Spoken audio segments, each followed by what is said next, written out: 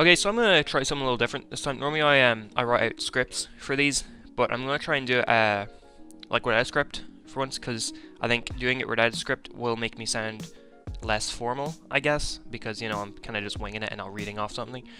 But all right, so this episode was interesting.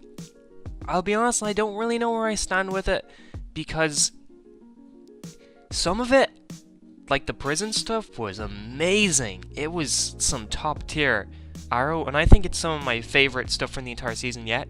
But then, like, most of the rest of the episode was so just mediocre that I don't know. I guess we'll see. But yeah. So there'll be spoilers for the episode from this point on.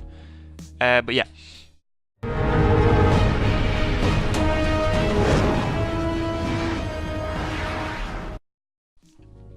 Okay, so because I have all like my stuff like here on the thing beside me, I'm probably going to be going through it from when it happens in the episode rather than from character to character. But okay, so first off with the opening, in retrospect, what the opening actually signified for the end of the episode was great. I thought how it actually happened in the episode was great. But in terms of an opening, I know that the like 12 hours earlier things, they happen all the time in TV shows and movies and all that. But the way they did it in this was kind of terrible. It looked really stupid, just the close-ups of Oliver's face with blood and the close-ups of the guard's face, like looking scared. It looked really stupid in the opening, but then it actually turned out to be really good in the end of the episode. But yeah, I don't think it worked as an opening at all. Yeah, Felicity was a big problem with this episode. I didn't really talk about it last review, but last episode, sorry, she did keep going on about how she's the only one who knows the Longbow Hunters. Nobody knows the Longbow Hunters like she does, even though she's never met them once. All she knows about them is what she's read. So for her to be going like, oh, I know the Longbow Hunters, to the freaking FBI? Come on, Felicity. It's not exactly true, is it?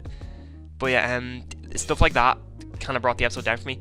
As a whole, I thought the actual entire FBI arc was kind of weak. The highlight of it, though, was that it did make me like FBI Agent Watson a little bit more. I do have a little bit more of a respect for her now, because like she ended up, being pretty cool in terms of the episode. But everything else I thought was stupid. Felicity was definitely a low point of the FBI arc. I thought the fight scenes were great with the Longbow Hunters. Again, Silencer's her skill set is so unique to this show. It's so unique just in the Arrowverse. It's something we haven't seen before. And when you have almost 300 episodes of a universe, where almost every single one of them features a new enemy, it makes getting unique villains kind of hard. But I think that they're doing Silencer very well. Kodiak, I called him Kodalak last episode because there's a character in Skyrim called Kodalak. And so I got confused and I kept calling him Kodalak, but his name is Kodiak. He's the guy with the shield. See, he's kind of boring. He's just got this tiny shield, and he just kind of hits people with it. Red Dart, she just shoots darts in it at people. They're very meh. But then you have Silencer, who is so much leagues ahead of them that it makes the whole thing a little bit more balanced in terms of, they're not great. I would say that Red Dart and Kodiak are bad, but I would say Silencer is great, and so that kind of balances them out to be pretty okay, in my opinion. Then we had Dragon. Somehow he escaped, even though he was in the middle. How did he get into the CDC? I know that they explained he like hacked something. How does he know how to hack, by the way? It makes no sense. And then he escaped, even though the place was practically surrounded by FBI. He got away with a pathogen that he injected into himself and turned him into Richard Dragon. So now he's like comic book Richard Dragon. That's kind of cool. Now he has super strength. Will this super strength make him not as wasted as he was before? I hope so, but not hold my breath on that. Then we had an Argus arc with Lila and Diggle, which is cool. I don't think we've seen Lila this season. Something I really liked about this season as a whole, I thought this Argus arc was pretty boring. But one thing that was cool about it was that a lot of the time the soundtrack they used was reused tracks from season 1, 2, or early season 3. I really liked it. I noticed that a track they kept using was the track that they used in the season 3 premiere, The Calm. It was always a track that they would use when Oliver and John would be beside each other. It's like when Oliver came in to see John and Lila after John had his baby in the season 3 premiere. The soundtrack that played during that scene, which is great, played a bunch of times with Lila and John, and that was cool. They went to Switzerland to get intel off the bank. I think it's kind of hard to keep up with all the technical talk that they give, but I was wondering, is that the same bank that we see in Legends of Tomorrow? In Legends of Tomorrow season 2 episode 10, I believe, the Legion of Doom, they go to a bank in Switzerland, except that the bank they go to, it is in the year 2022, or it's 2020 or 2022, I can't exactly remember, it's been a while since I've seen it, but they go to a bank there, and they need to use that bank because Rip Hunter keeps his memories there, or something, or he keeps his brain there, something like that, and the Legion of Doom are trying to get it. I'm wondering if this is the same bank, because it'd be cool because they're in their boat in Switzerland, so it's interesting. I don't exactly know what Curtis's role was in this episode, other than hack the bank kind of thing, and that was it. And that's all he did. He was seen twice in the van for hacking the bank, and then another time when he said to John, "Oh yeah, I think Lila took the information for herself," and that was kind of it. So yeah, he was really wasted, which isn't surprising. They're not doing Curtis justice, in my opinion. There was a lot of callbacks in this episode. A lot. And most of the stuff actually was related to the Suicide Squad. So Lila mentions to John at one point, she's like, "Oh, this isn't like our honeymoon when Cupid and Deadshot crashed it." It's a callback to season 3, episode 17, Suicidal Tendencies. And then what else do we get? We got Bronze Tiger mentioned a ton of stuff. He mentioned his first appearance in season 2, episode 2, when he was teaming up with China White to try and kill Oliver. And then we got a mention of season 2, episode 12, Tremors, which is the first time Roy finds out about Oliver being the Green Arrow. That was really cool. Well, Oliver being the Arrow, he wasn't the Green Arrow at the time. But Oliver mentions then about how he was trying to buy a Glades machine to use in Markovia. And then he mentioned when he worked to take down Galim Kadir in season 2, episode 16, Suicide Squad. So that was really cool.